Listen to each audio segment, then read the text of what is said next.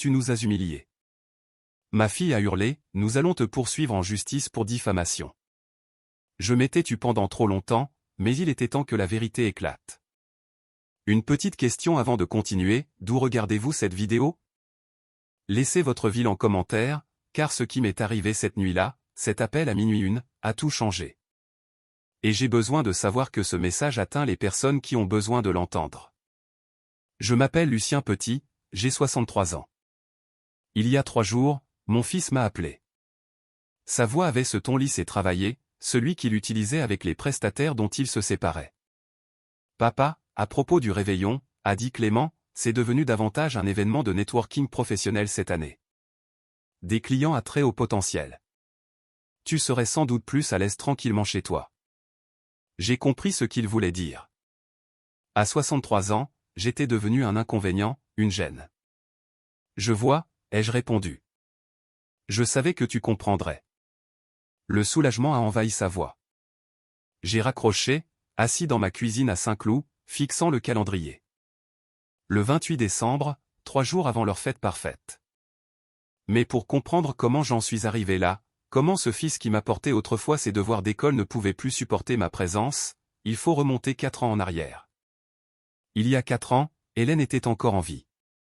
Les déjeuners du dimanche signifiaient que Clément apportait ses idées autour d'un bœuf bourguignon. Margot appelait depuis Lyon. La petite Chloé s'étalait sur le sol de la cuisine avec ses feutres. « Papy, regarde !» disait-elle en montrant un nouveau dessin. « C'est toi et moi et un dinosaure. » Hélène surveillait la cuisson sur la cuisinière, ce petit sourire jouant sur ses lèvres. Plus tard, quand les enfants étaient partis et que la vaisselle était faite, elle disait « Tu as un don, Lucien. Ce cerveau qui est le tien. Ne le laisse pas prendre la poussière. » Elle parlait de mes recherches, des algorithmes que je développais pour Cœur Saint Diagnostic, où j'avais travaillé pendant 32 ans. Hélène y croyait quand la politique d'entreprise m'épuisait. Puis est tombé le diagnostic, cancer du pancréas. Stade 4. Elle est morte 6 mois plus tard, un mardi matin d'octobre, en me tenant la main. À l'enterrement, Chloé avait 5 ans. Elle se tenait à mes côtés devant la sépulture, sa petite main serrant la mienne. Quand ils ont descendu le cercueil, elle a levé les yeux avec le regard d'Hélène et a demandé « Est-ce qu'elle a froid ?» Je n'ai pas pu répondre. Pendant les premiers mois, les enfants appelaient souvent. Le deuil rapproche les gens, même brièvement. Mais lentement, les appels sont devenus plus courts, moins fréquents.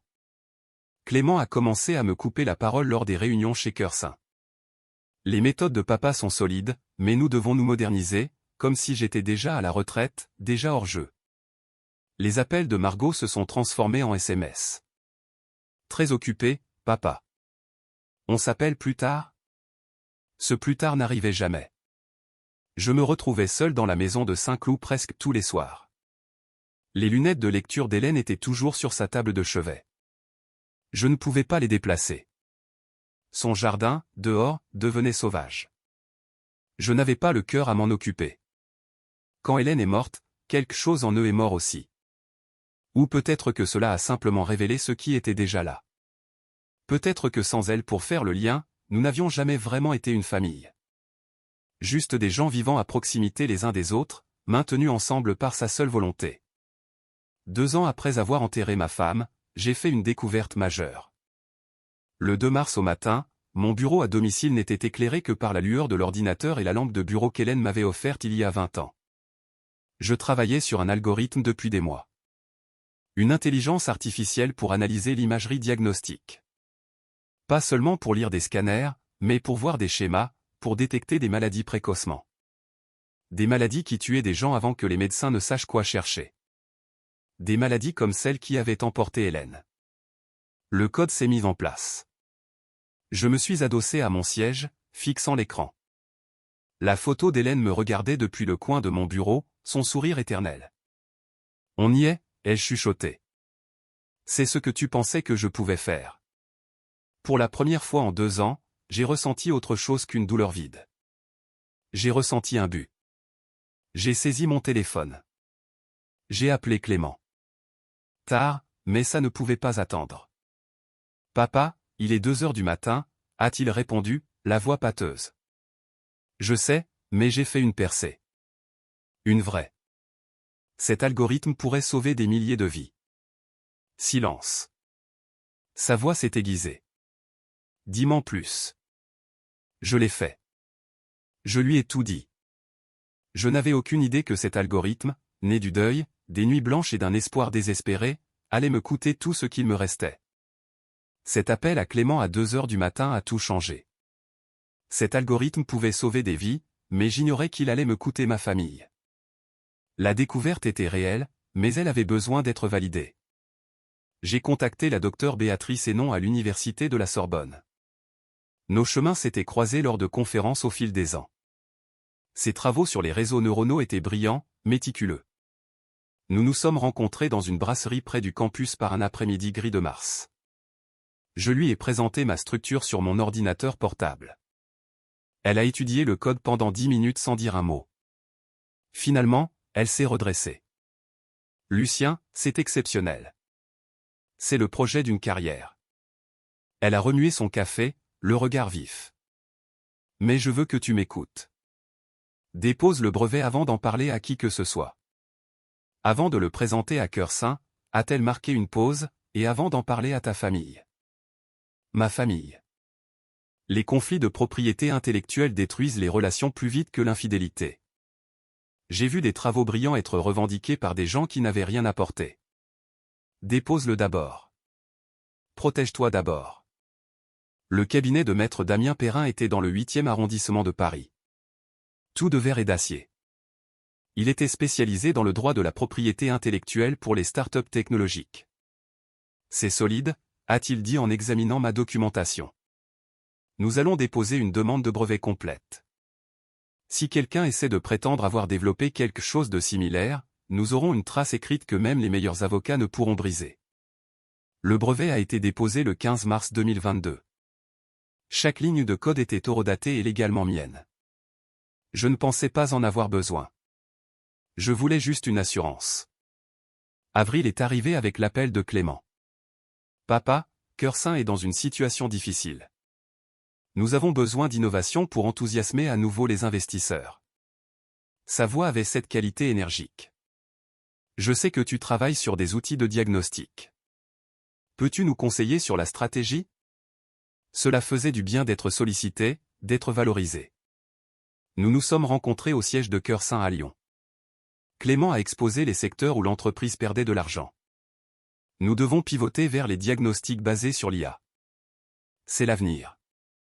J'ai expliqué les concepts, les structures de reconnaissance de forme, comment les réseaux neuronaux pouvaient être entraînés sur des données d'imagerie. Pas l'algorithme complet, je n'étais pas stupide, mais assez pour montrer le potentiel. Clément prenait des notes avec enthousiasme. Ça pourrait sauver la boîte. 2 mois plus tard, il m'a invité à une présentation pour des investisseurs à Paris. J'étais assis au fond, fauteuil en cuir, table en acajou, des hommes en costume coûteux. Clément se tenait devant, poli et confiant. Cœur Saint Diagnostic est pionnier dans l'intégration de l'intelligence artificielle dans nos plateformes de diagnostic, a-t-il dit, faisant défiler des diapositives que je n'avais jamais vues. Nous sommes positionnés pour révolutionner la détection précoce des maladies.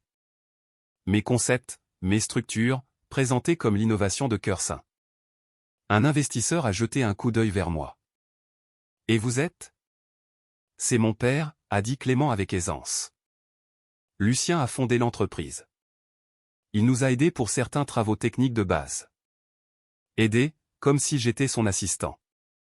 Après la réunion, Clément m'a tendu un document. Juste un accord de confidentialité, NDA, standard pour protéger ce que nous construisons. Je l'ai lu.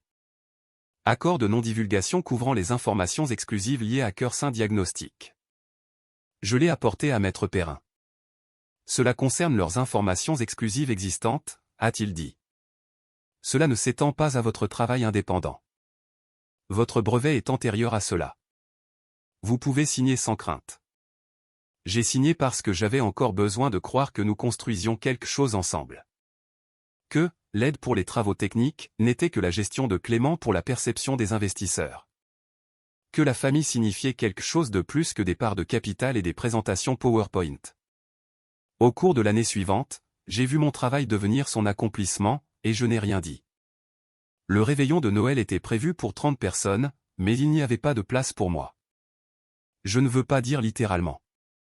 Il y avait une chaise au bout de la table, près de la cuisine. Mais quand votre fils place des investisseurs en capital risque et des membres du conseil d'administration plus près du centre de table qu'il ne vous place, le message est clair. L'appartement de Clément surplombait les toits de Paris. Bail vitré, traiteur haut de gamme, un barman préparant des cocktails. Ce n'était pas le Noël dont je me souvenais, le rôti d'Hélène, les chaises dépareillées, Chloé coloriant à la table des enfants.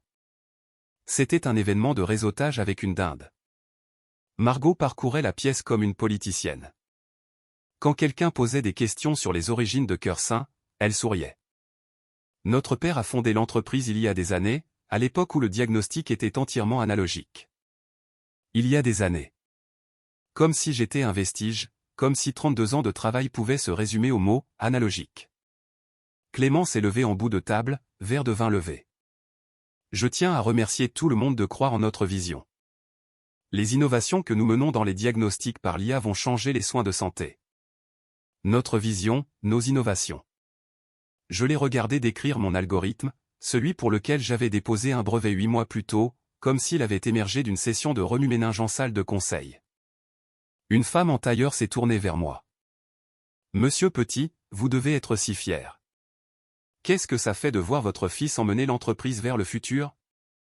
Avant que je puisse répondre, Clément est intervenu. Les méthodes de papa étaient très traditionnelles. Nous avons modernisé l'approche, intégré des talents plus jeunes, des processus plus rapides. Il a souri. La salle a souri avec lui.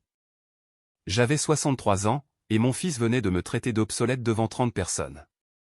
Chloé a tiré sur ma manche. 7 ans, les yeux d'Hélène. Papy, pourquoi tu as l'air triste? Je suis parti avant le dessert. 6 mois plus tard, Clément a appelé, passe au bureau. Papa, est-ce qu'on peut parler? Juste, passe au bureau. La salle de conférence à Lyon était tout de verre et d'acier. Clément était assis en bout de table. Margot à ses côtés, ordinateur ouvert, bras croisés. J'ai pris la chaise en face d'eux. On aurait dit un interrogatoire. L'entreprise est en difficulté, a dit Clément. Les investisseurs se retirent. Nous avons besoin de l'algorithme complet. Tout. J'ai gardé ma voix stable. Je vous ai donné la structure. Le reste est à moi.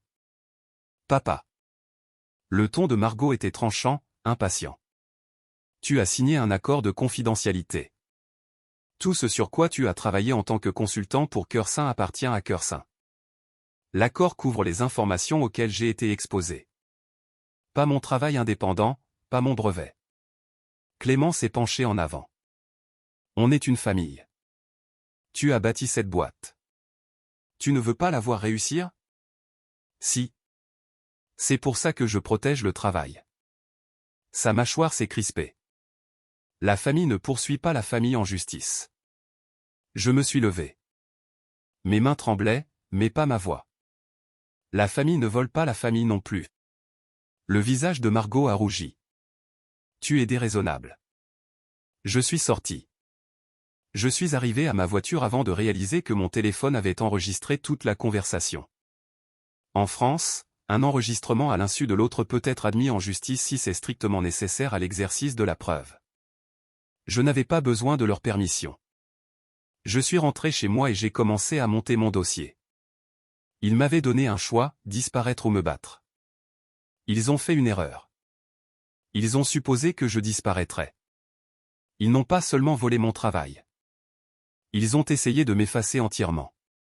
Le premier signe a été les réunions. J'avais passé 32 ans chez Cœur Saint. Mon nom figurait sur les statuts d'origine. Mais soudain, je n'étais plus en copie des emails. Les sessions de stratégie se déroulaient sans moi. Quand je demandais à Clément, il répondait « Nous simplifions la prise de décision, papa. Ne le prends pas personnellement. Tout est personnel quand c'est le travail d'une vie. » Puis vinrent les dîners. L'anniversaire de Margot en juillet. Je l'ai appris par une photo sur les réseaux sociaux 3 jours plus tard. L'anniversaire de mariage de Clément en août. Même chose. Ils se réunissaient toujours, célébraient toujours. Je n'étais juste pas invité. Les publications sur les réseaux sociaux étaient pires. Séminaire de cohésion d'équipe, dîner du conseil d'administration, jalon de l'entreprise, avec des légendes comme « reconnaissant pour cette équipe incroyable » et « entouré des personnes qui comptent le plus ». J'avais bâti Cœur Saint à partir d'une petite clinique de 2 pièces à Lyon. Maintenant, je n'étais même plus dans le cadre. Le plus dur, c'était Chloé. Clément a arrêté de la mener. Quand j'appelais pour demander pourquoi, il disait « Elle est occupée avec l'école. On trouvera un moment. » On ne l'a jamais trouvé, mais Chloé a trouvé un moyen. Des dessins ont commencé à arriver par la poste. Des portraits de nous deux au feutre. Une maison avec 2 personnages en bâtonnet étiquetés, Papy Lucien. Pas d'adresse de l'expéditeur, mais je savais qu'elle avait 8 ans maintenant. Assez grande pour comprendre que quelque chose n'allait pas. Assez grande pour glisser des enveloppes dans la boîte aux lettres. J'ai scotché chaque dessin sur le mur de mon bureau. En septembre, je n'avais plus de place. Clément a posté une photo en ligne ce mois-là. Lui, Margot et Chloé à un match de foot au Parc des Princes. Légende, tout mon univers. Chloé souriait, tenant un drapeau. Elle avait l'air heureuse. J'ai fixé cette photo pendant 20 minutes avant de réaliser que je pleurais. En août, Stéphane Kovacs m'a appelé. C'était mon ami depuis 30 ans, plus longtemps que mon mariage, plus longtemps que Cœur Saint. Il travaillait dans le milieu de la finance et m'a dit « Je pense que tu devrais voir ça ». Il m'a envoyé un dossier de présentation, 23 diapositives. Structure d'IA propriétaire de Cœur Saint Diagnostic. Sauf que ce n'était pas celle de Cœur Saint. C'était la mienne. Mot pour mot, schéma pour schéma. Clément l'avait présenté à 3 fonds d'investissement en août 2023, 5 mois après le dépôt de mon brevet. J'ai ressorti mon certificat de dépôt de brevet, 15 mars 2022. J'ai posé les documents côte à côte, identiques. J'ai appelé la docteure Hénon. Elle est venue ce soir-là, a tout lu et a dit « Lucien, le silence protège les abuseurs, même quand ce sont tes propres enfants. » C'est là que j'ai arrêté de me taire. En septembre, Colin et Laurent, 2 chercheurs que j'avais parrainés à la Sorbonne, ont accepté de cofonder une nouvelle société avec moi. Nous l'avons appelée Néo Diagnostic. Nous avons préparé une entrée en bourse pour octobre. Lancement prévu le 1er janvier 2025, à minuit. En novembre, Amandine Gauthier, du journal Les Échos, m'a contacté. Quelqu'un l'avait mise sur la piste. Peut-être Stéphane, peut-être quelqu'un d'autre. Je l'ai rencontré dans un café à Versailles. J'ai tout apporté. Brevet, email, enregistrement de la confrontation de juin, le dossier de présentation de Clément, la confirmation de la docteure Hénon. Amandine a pris des notes pendant 2 heures. Finalement, elle a levé les yeux. Ça va faire un énorme bruit, une couverture nationale. Mais nous allons mettre un embargo jusqu'à minuit, le soir du réveillon. Ta famille ne saura rien avant que le monde entier ne le sache. J'ai acquiescé. Bien. Elle m'a observé. Tu es sûr? Une fois que ce sera public, il n'y aura pas de retour en arrière. Ils m'ont déjà tout pris. Je ne fais que reprendre la vérité. Décembre est arrivé, et avec lui, l'insulte finale. Je ne préparais pas seulement un procès. Je préparais un règlement de compte. Le SMS est tombé le 3 décembre. Juste la famille proche cette année, de la part de Margot. Pas de « bonjour papa ». Pas d'appel. Juste quelques mots qui m'effaçaient de Noël. J'ai fixé mon téléphone pendant un long moment avant de répondre. Je suis votre famille. 3 petits points sont apparus, ont disparu, sont réapparus. Puis, tu vois ce que je veux dire. Peut-être l'année prochaine. Peut-être l'année prochaine. J'ai regardé le calendrier sur le mur de ma cuisine. 22 jours avant Noël. L'année dernière était le premier Noël sans Hélène. J'avais mal organisé les choses. J'avais brûlé le chapon, oublié les marrons, servi des petits pains industriels. Mais Chloé avait adoré. Elle m'avait fabriqué une étoile en carton pour le sapin, couverte de paillettes que je retrouvais encore dans la moquette des mois plus tard. Elle m'avait dit que c'était le meilleur Noël parce que, papy avait fait beaucoup d'efforts. Cette année, je n'étais pas invité. Il y avait un dessin sur mon réfrigérateur. Chloé l'avait envoyé en septembre. 3 personnages sous un sapin en triangle. Légende en écriture appliquée de CE1, moi plus papy plus sapin. Elle l'avait dessiné il y a 4 mois. Espérant encore que nous serions ensemble. J'ai décroché le dessin, je l'ai plié soigneusement. Je l'ai mis dans le tiroir de mon bureau avec les autres. 23 dessins maintenant, tous cachés comme des secrets. Du 3 au 27 décembre, j'ai passé 24 jours à regarder de l'extérieur. Clément postait des photos en ligne, leur fête de Noël d'entreprise dans un hôtel particulier avec des tours de champagne et des quatuors à cordes. Reconnaissant de célébrer avec ceux qui rendent tout cela possible. Chloé était sur l'un des clichés, portant une robe en velours rouge, tenant un pain d'épices plus grand que sa main. Elle avait l'air plus vieille, plus grande. Je ne l'avais pas vue en personne depuis juin. J'ai vu Maître Perrin le 14. Il avait tout vérifié une dernière fois.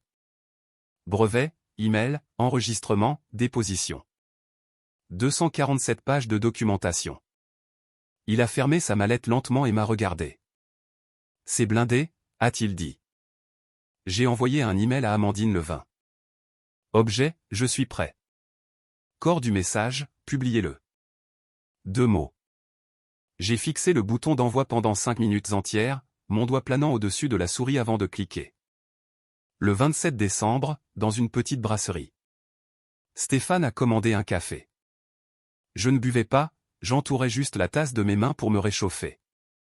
Tu es sûr de pouvoir vivre avec les retombées ? A-t-il demandé doucement. J'ai regardé la buée monter de ma tasse. Est-ce que je peux vivre avec le silence ? Il n'avait pas de réponse. Moi non plus. Le 28 décembre, Clément a appelé à 15 heures. Salut papa. Un petit truc rapide. Il avait l'air distrait, comme s'il tapait au clavier en parlant. Le réveillon du Nouvel An est un événement client cette année. De gros investisseurs. On a besoin que tout le monde soit impeccable. Impeccable. Code pour « tu ne rentres pas dans le moule ». Je n'étais pas impeccable. J'avais 63 ans, j'étais obsolète et une gêne pour leur soirée de réseautage. Je comprends, ai-je dit. Super. On fera quelque chose en janvier. Juste nous, un dîner de famille ou un truc du genre ? Bien sûr, profite bien de la fête. Il a raccroché. Il n'a pas dit au revoir. Il n'a pas dit je t'aime. Il n'a pas dit je suis désolé. Il a juste raccroché. J'ai parcouru la maison ce soir-là, lentement, pièce par pièce, comme si je faisais mes adieux. Le salon, avec les photos de Clément et Margot enfants. Des sourires édentés et des genoux écorchés. La remise des diplômes. Le mariage de Margot. Des visages souriants que je ne reconnaissais plus. Le bureau, avec les dessins de Chloé scotchés partout. Une galerie d'amour au feutre. Des soleils brillants et des cœurs de travers. La chambre, et les lunettes d'Hélène toujours sur la table de chevet là où elle les avait laissées il y a 4 ans. Je ne les avais pas bougées. J'ai contemplé mon certificat de brevet dans son cadre noir. 15 mars 2022, le jour où j'avais protégé le travail de ma vie contre mes propres enfants. Je me suis arrêté devant la photo d'Hélène sur mon bureau. Je ne sais pas si c'est bien, lui ai-je dit. Mais j'en ai fini d'être effacé. L'horloge au mur indiquait 21h47. 3 jours avant la vérité. Le 31 décembre, le réveillon du Nouvel An, le dernier jour du mensonge. Il me restait 17 minutes avant minuit. 17 minutes pour décider si j'allais détruire ma famille ou me sauver moi-même. La fête de Clément battait son plein à l'autre bout de la ville. Un rooftop avec vue sur les lumières de Paris. Tour de champagne, guirlandes lumineuses, indigis. 300 personnes réseautant vers la nouvelle année.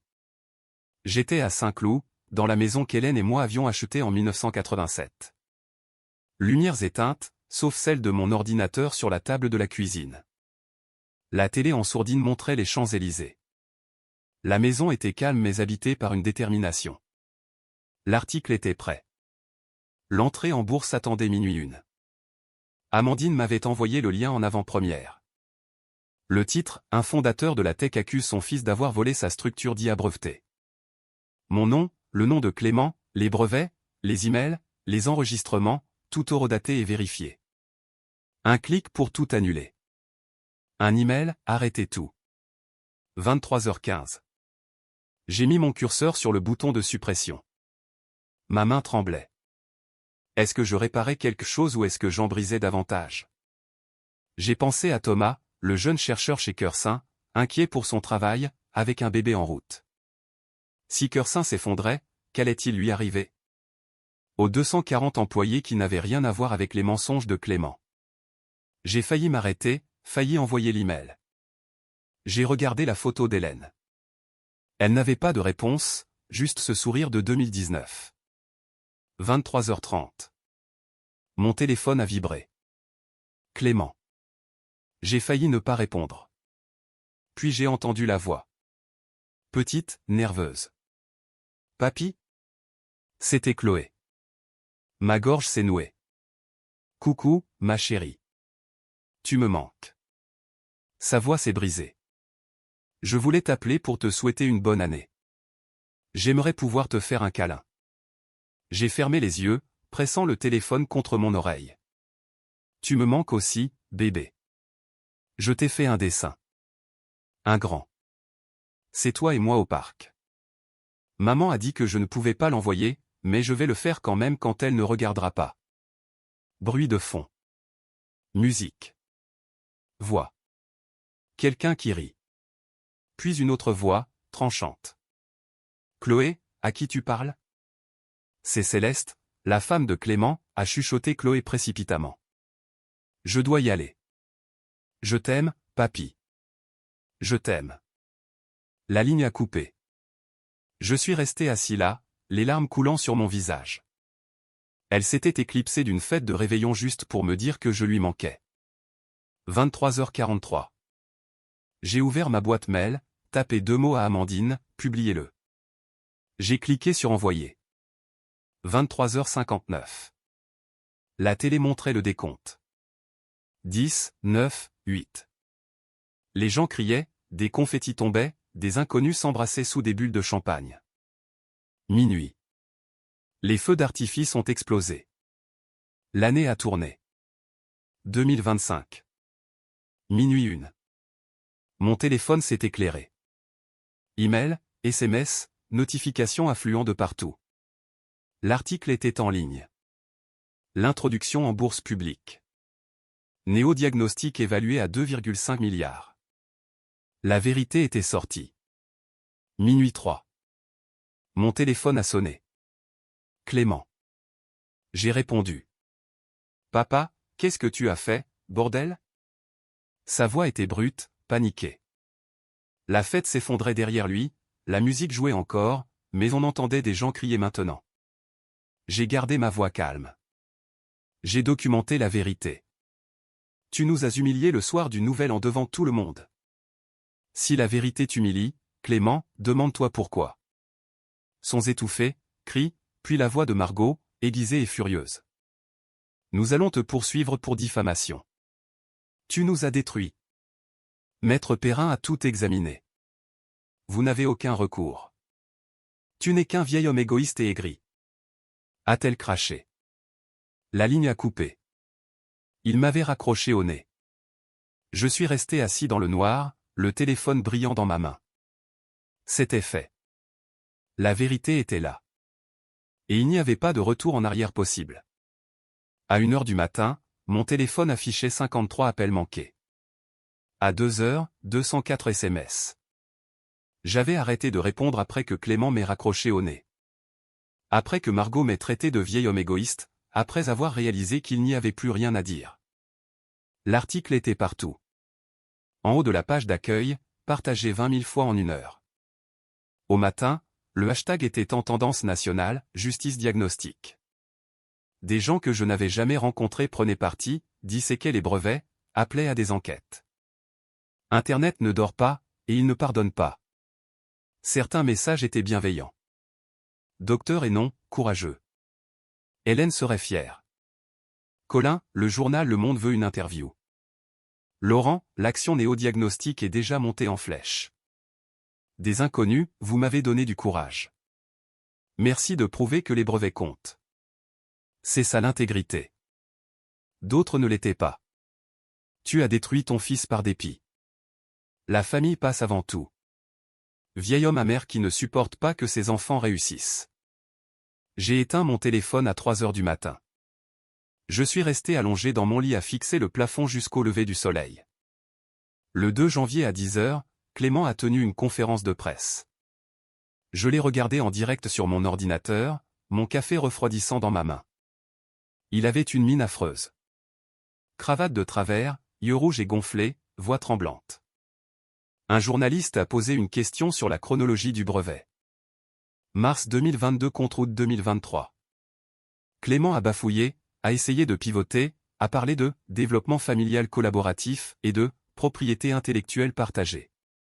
Un autre journaliste a coupé « Monsieur Petit, avez-vous tenté de vendre l'algorithme de votre père à des fonds d'investissement 5 mois après qu'il ait déposé son brevet ?»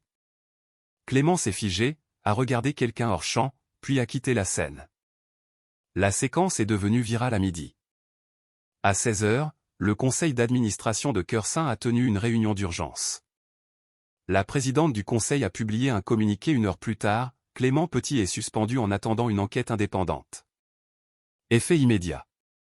Le 3 janvier, Stéphane a envoyé son dossier complet au journal, chaque email, chaque présentation, chaque réunion d'investisseurs où Clément avait tenté de vendre mon algorithme comme étant celui de Cœur Saint. Amandine a publié un article de suivi. C'était pire que ce que je pensais, pire que ce que je m'étais autorisé à croire. Le 4 janvier, un grand groupe hospitalier a mis fin à son partenariat de 18 millions d'euros avec Cœur Saint Diagnostic. Le communiqué citait des préoccupations éthiques et une instabilité de la direction. À la clôture du marché, l'action de Cœur Saint avait chuté de 31%. C'est là que les messages des employés ont commencé à arriver. Thomas, le jeune chercheur, m'a envoyé une note, « Monsieur Petit, j'ai 2 enfants et un prêt immobilier. Je sais que ce n'est pas votre faute, mais j'ai très peur. La moitié du labo va être licenciée. » Je suis resté assis à ma table de cuisine et j'ai lu ce message 5 fois. J'avais voulu la justice, la vérité, la responsabilité. J'avais voulu que mes enfants fassent face à ce qu'ils avaient fait. Mais je n'avais pas voulu ça. Je n'avais pas voulu que des gens comme Thomas, des gens bien qui n'avaient rien à voir avec les mensonges de Clément, perdent leur emploi. Je lui ai répondu immédiatement. Je lui ai proposé une lettre de recommandation, je lui ai donné les contacts de Colin et Laurent, je lui ai dit que Néo Diagnostic recrutait. Je lui ai dit que j'étais désolé, mais être désolé ne paie pas le loyer. La victoire avait un goût de cendre quand je pensais aux familles touchées. Le SMS est arrivé à 2h47 du matin. 3 mots. On peut parler ? De Clément. J'ai fixé mon téléphone dans le noir. La chambre était froide. Les lunettes d'Hélène étaient toujours là. Je n'ai pas répondu. Le 10 janvier est devenu le 11 janvier. D'autres messages sont apparus. Papa, s'il te plaît. J'ai besoin de te parler. Juste 5 minutes. Je les ai supprimés. J'ai retourné mon téléphone. J'ai continué ma journée. J'ai rencontré Colin et Laurent. J'ai évité de penser à mon fils. Mais les messages continuaient d'arriver. Le 12 janvier, mon téléphone a sonné à 8 heures du matin. J'ai failli ne pas répondre. Puis j'ai pensé à Chloé. S'il lui était arrivé quelque chose ? J'ai décroché. Papa. La voix de Clément était rauque, comme s'il avait pleuré ou n'avait pas dormi depuis des jours. Sans doute les deux. Merci d'avoir répondu. Je n'ai rien dit. J'ai attendu. Je suis désolé. Il a marqué une pause. Je ne sais pas si ça signifie quelque chose pour toi. Pourquoi maintenant ? Ai-je demandé d'une voix monocorde. Parce que tu t'es fait prendre ? Parce que tu as tout perdu ? Les deux, il a laissé échapper un souffle tremblant. Mais aussi parce que je vois enfin ce que je t'ai fait. Pas seulement le brevet. Les dîners, Noël, le Nouvel An. T'avoir rendu invisible, t'avoir traité comme si tu étais fini. Silence. Je pouvais l'entendre respirer à l'autre bout. Je m'étais convaincu que je sauvais l'entreprise, que je protégeais l'héritage, mais j'étais juste. J'étais en train de tout détruire, et je te détruisais toi. J'ai fermé les yeux. Tu n'as pas seulement volé mon travail, Clément. Tu m'as effacé. Tu m'as fait disparaître de ma propre vie. De la vie de ma propre petite fille. Je sais, sa voix s'est brisée. Je sais. Et je. Mon Dieu, papa, je ne sais pas comment réparer ça. Tu ne peux pas réparer ça, ai-je dit doucement. Tu peux seulement assumer. Qu'est-ce que ça veut dire? Ça veut dire que si tu veux arranger les choses, tu dis la vérité publiquement. Pas parce qu'un avocat te l'a dit. Pas parce que le conseil d'administration regarde. Mais parce que c'est la vérité. Long silence. Alors ils me viront définitivement. Le conseil, les investisseurs. Je ne travaillerai plus jamais dans ce secteur. Alors tu as un choix à faire, ai-je dit. Le même choix que tu m'as forcé à faire. La ligne est restée silencieuse si longtemps que j'ai cru qu'il avait raccroché. Puis, d'accord. D'accord. Quoi? Je vais le faire. Je vais dire la vérité. Je n'ai pas dit, je suis fier de toi. Je n'ai pas dit, je te pardonne. J'ai juste dit, bien. Nous avons raccroché. 3 jours plus tard, le 15 janvier, Clément a publié une déclaration en ligne. Sur son réseau professionnel, son compte personnel, partout. Je l'ai lu sur mon ordinateur. Il l'avait écrite lui-même, je pouvais le dire. Pas de vernis de relations publiques, pas de langage approuvé par des avocats, juste la vérité. Il a tout admis. Les présentations, les réunions, la tentative de s'approprier mon travail, l'effacement, l'humiliation. Il a pris l'entière responsabilité. Il a annoncé sa démission de tous ses postes. Définitive. Sans condition. La section des commentaires a explosé. Certains soutenaient, d'autres étaient vicieux. Trop peu, trop tard. Au moins, il assume. Coup de pub. L'intégrité, c'est faire ce qui est juste, même quand ça vous coûte tout. Je suis resté assis là pendant un long moment, fixant l'écran. Puis j'ai envoyé un message privé à Clément. 4 mots. C'est un début. Pas, je te pardonne. Pas, on est quitte. Juste, c'est un début. La guérison ne ressemble pas forcément à une réconciliation immédiate. Elle ressemble à des limites. Elle ressemble à la vérité sans garantie. J'avais dit la vérité. Clément avait admis ses mensonges, mais cela ne signifiait pas que nous étions redevenus une famille. 1 an plus tard, j'ai passé le réveillon du Nouvel An différemment. Je n'étais pas seul. En février 2025, j'ai donné la conférence d'ouverture lors d'un sommet sur l'innovation médicale. L'agisme dans la technologie, la protection de la propriété intellectuelle, l'importance de la documentation. J'ai parlé des brevets, du silence, du prix à payer pour parler ou pour se taire. Quand j'ai fini, 2000 personnes se sont levées. Les applaudissements ont résonné. Les messages ont afflué après. Vous m'avez donné la permission de me défendre. Merci de prouver que l'âge ne signifie pas être obsolète.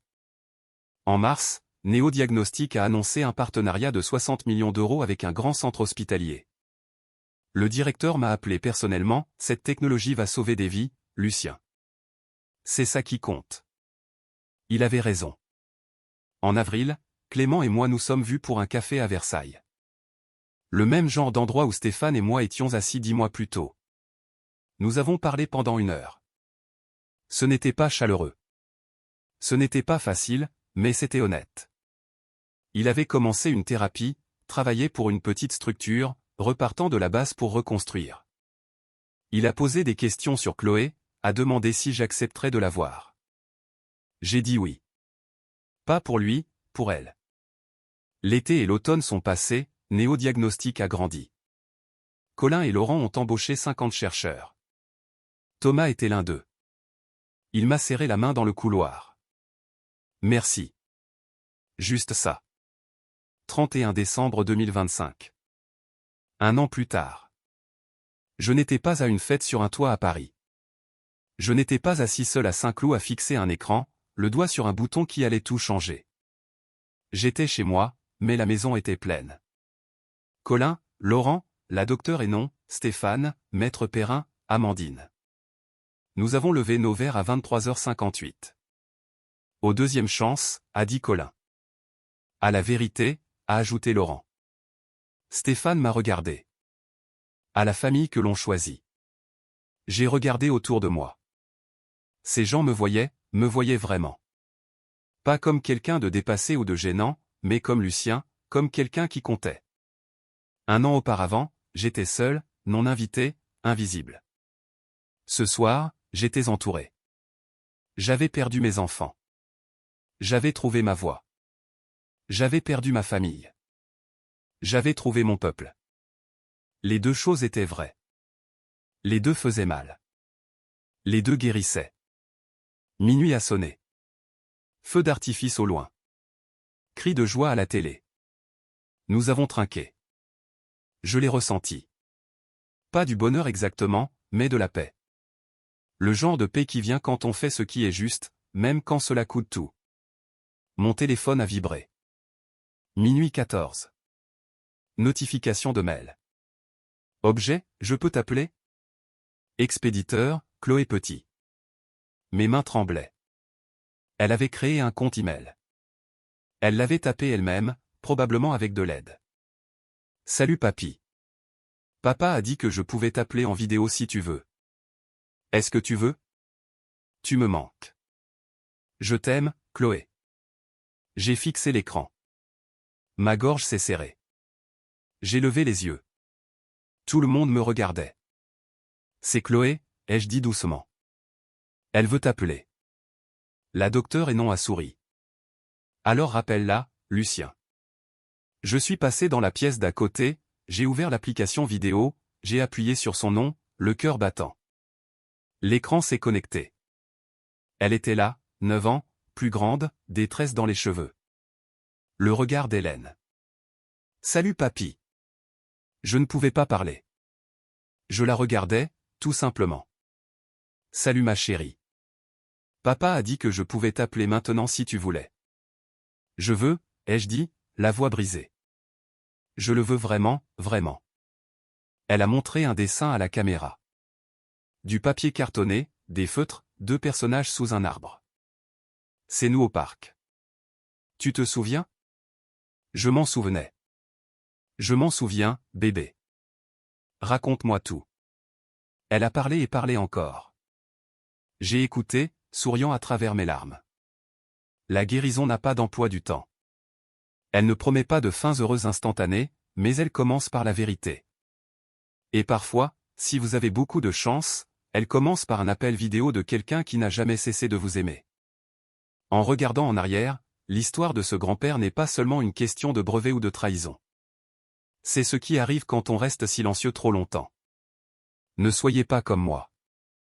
N'attendez pas d'être effacé pour commencer à documenter votre vie. Ne vous convainquez pas que la loyauté familiale signifie accepter les mensonges. La vérité est là pour nous protéger et nous libérer, même quand elle fait mal. J'ai appris 3 choses à la dure. Premièrement, documentez tout. Chaque email, chaque conversation. Votre travail mérite d'être protégé. Deuxièmement, fixez des limites tôt. J'ai attendu trop longtemps. J'ai laissé mes enfants me traiter comme si j'étais invisible parce que j'avais peur de les perdre. Je les ai perdus de toute façon, mais selon leurs conditions, pas les miennes. Troisièmement, parlez. Le silence ne maintient pas la paix. Il laisse simplement l'injustice grandir. Cette histoire m'a coûté des années avec Chloé. Des années de reconnaissance volée. Mais la vie travaille de manière mystérieuse. À travers la douleur, j'ai trouvé ma voie. À travers la perte, j'ai trouvé les miens.